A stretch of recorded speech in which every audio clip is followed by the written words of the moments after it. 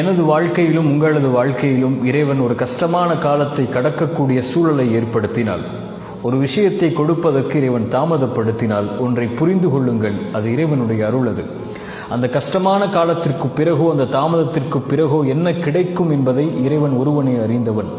நம்மை பொறுத்தவரை காத்திருப்பு மட்டும்தான் நம்மால் முடியும். இறைவன் நோயை கொடுத்தால் தான் சுகத்தை கொடுக்க முடியும். இறைவன் கஷ்டத்தை கொடுத்தால் தான் இன்பத்தை உணர முடியும். வழியை கொடுத்தால் தான் அந்த வழி மறைந்ததற்கு பிறகு வரக்கூடிய மகிழ்வை அனுபவிக்க முடியும். உலகத்தில் இருள் வந்தால் எப்படி வெளிச்சம் வருமோ, அது போன்று சிரமங்களும் கஷ்டங்களும் வந்தால்தான் அதற்கு பிறகு வரக்கூடிய நிலைமை இன்பமாக மகிழ்ச்சியாக மாறும். காரியங்கள் அனைத்தையும் அவன்தான் நிர்வகிக்கிறான். எல்லா பொருளின் மீதும் அவன்தான் ஆற்றல் உள்ளவனாக இருக்கிறான். அவனை சார்ந்திருந்து அவன் கொடுக்கக்கூடிய விஷயத்தை கஷ்டத்திற்கு பிறகு காத்திருந்து பெற்றுக்கொண்டால், அதைவிட உலகத்தில் பெறக்கூடிய வெகுமதி எதுவும் இருக்க முடியாது.